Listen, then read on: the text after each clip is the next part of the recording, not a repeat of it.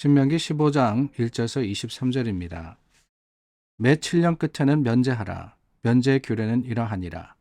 그의 이웃에게 구워진 모든 채주는 그것을 면제하고 그의 이웃에게나 그 형제에게 독촉하지 말지니 이는 여호와를 위하여 면제를 선포하였습니다.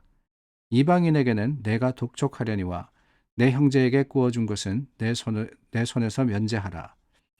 내가 만일 내 하나님 여호와의 말씀만 듣고 내가 오늘 내게 내리는 그 명령을 다 지켜 행하면 내 하나님 여호와께서 내게 기업으로 주신 땅에서 내가 반드시 복을 받으리니 너희 중에 가난한 자가 없으리라.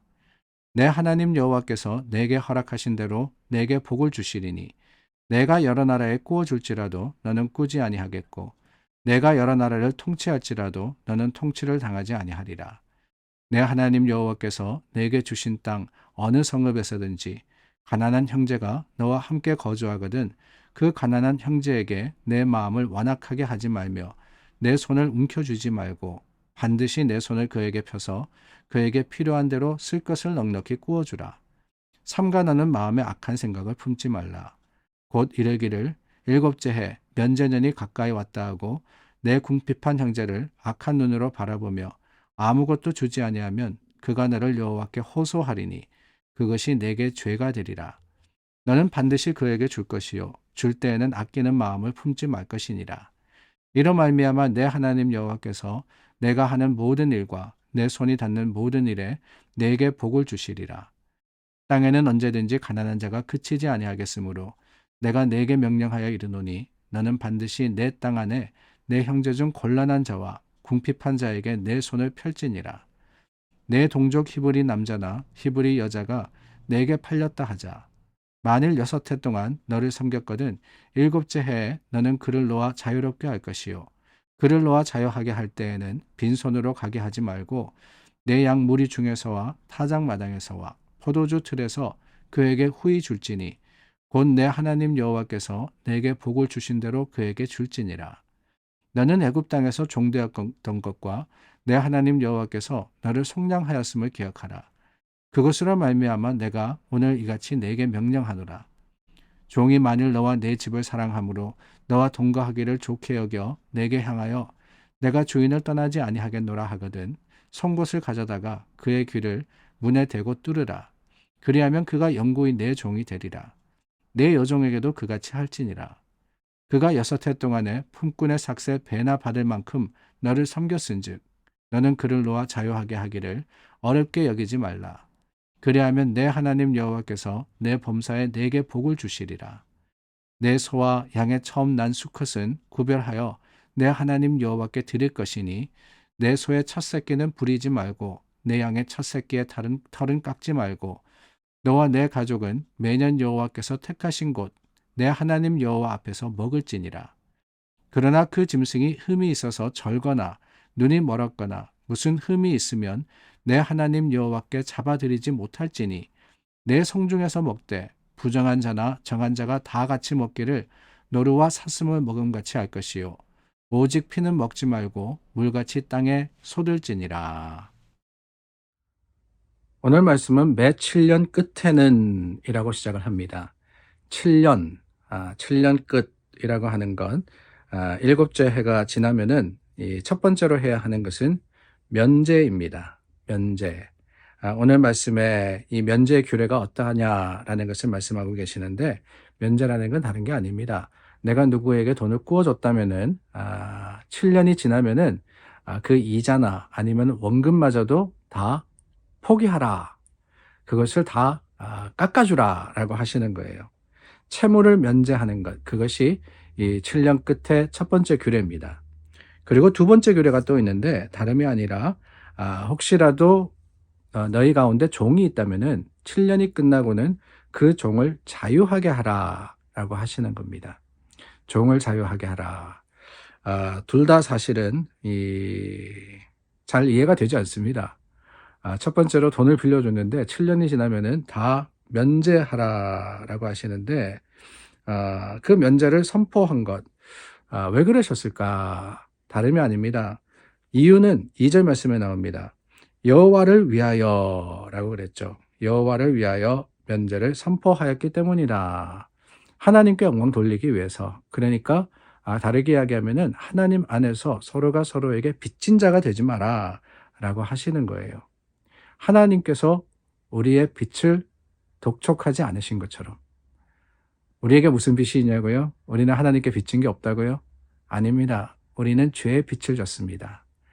우리가 죄로 인해서 죽을 수밖에 없었는데 그 죽음의 대가, 그러니까 우리 죄를 속하기 위해서 하나님께서 값을 치르셨잖아요. 하나님이 하나님의 백성을 택하셨습니다. 그러므로 우리는 사랑의 빚을 진 자가 되었습니다. 그런데 하나님이 그 빚을 갚아라. 너희가 이렇게 해서 노동을 해서 아니면 헌금을 해서 갚아라 그랬더라면은 우리는 도무지 할 수 없었을 겁니다. 근데 하나님이 우리 죄를 용서하시고 그 값을 묻지 않으시는 것처럼 우리도 하나님의 사랑을 쫓아서 해야 하는 것. 그게 바로 채무 면제의 첫 번째 되는 이유라는 거예요. 종을 자유하게 하는 것도 마찬가지입니다. 하나님께서는 물론 종이라는 것, 그 당시에는 당연한 제도였습니다. 이스라엘만이 아니라 인근 모든 나라가 이 채무를 갚지 못함으로써 또한 어떤 이유에서 종이 되었습니다. 그러나 그 종도 7년이 지나면은 풀어주라라고 했던 것은 하나님의 근본 사랑, 그 하나님의 근본 마음은 다른 게 아닙니다. 긍휼이라고 가르쳐주고 계시는 거예요. 사실 우리는 그렇지 않습니까? 내가 남에게 빚진 것은 잘 잊어버리는데 남이 나에게 빚진 것은 끝까지 기억합니다. 수십 년이 지나도 그때 내가 돈을 떼었다 라고 생각을 하면서 안타까워하고 아쉬워하는 게 그게 우리의 마음 아니에요. 그러나 하나님의 방법은 정반대입니다. 하나님께서 7년째, 그 7년의 마지막째 면제하라라고 하시는 것은 오히려 하나님은 모든 것을 사랑으로 덮으라라고 하시는 거예요.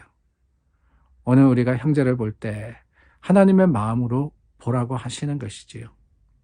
물론 우리에게 손에 끼치는 사람이 있을 수 있습니다. 우리가 여러 가지로 피해 볼 수도 있어요.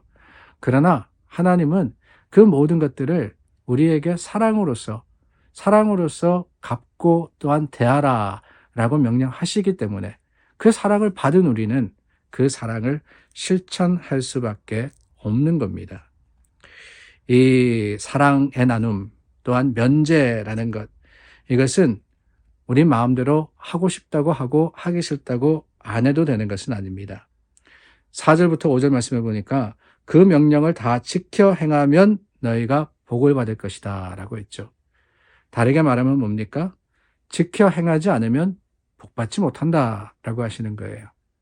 하나님 말씀대로 해야 된다 라고 하는 것이지요. 그럼으로써 가나안 땅에 들어가서 또한 그들이 하나님의 이름으로 함께 살아갈 때 너희들 가운데 가난한 자가 없도록 하라 라고 하시는 그 명령이 하나님의 뜻이 된 겁니다. 누가 그런 이야기를 하더라고요. 하나님 나라에는 가난이 없다라고 말입니다. 하나님 나라, 하늘나라 가면은 그렇지 않겠어요? 어떤 사람은 더 화려한 집, 어떤 사람은 좀 초라한 집. 저는 그렇게 생각하지 않습니다. 하늘나라에 가면은 모든 사람들이 하나님 앞에 모두 감사할 수 있는, 모르겠어요. 그 모습이 어떠할지, 규모가 어떠할지 알지 못하지만은 중요한 건 이겁니다. 서로 부러워하지 않고, 서로 싫어하지 않고, 시기하지 않는, 그게 바로 천국이 아닌가라는 생각이 들어요. 물론 다 부자가 되라는 건 아닙니다. 가난한 자가 분명히 있을 것이라고 오늘 말씀도 이야기하시잖아요. 그러나 중요한 건 뭐냐? 그 가운데서도 서로를 도울 때, 서로에게 시기나 미움이나 질투가 아닌 사랑으로서 대할 때 하나님은 그 모습을 기뻐하시고 그 마음을 통해서 하나님의 거룩하심, 그 하나님의 복을 내려주시는 겁니다.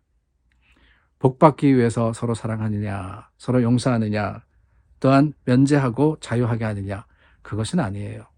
거기에는 더 중요한 이유가 있습니다. 왜 그러느냐? 그러지 않으면 뭐라 그랬습니까? 9절 말씀해 보니까 내게 죄가 되리라 라고 했습니다. 죄가 된다. 여러분, 형제를 돕고 사랑하지 않으면 죄라 그랬어요. 왜 그러느냐? 다른 게 아니죠. 죄의 근본적인 의미는 하나님의 뜻에서 벗어나는 겁니다. 그러니까 하나님께서는 사랑하라. 그것이 하나님의 뜻인데 우리가 그 뜻대로 행하지 않으면 결국에는 죄가 될 수밖에 없는 거예요.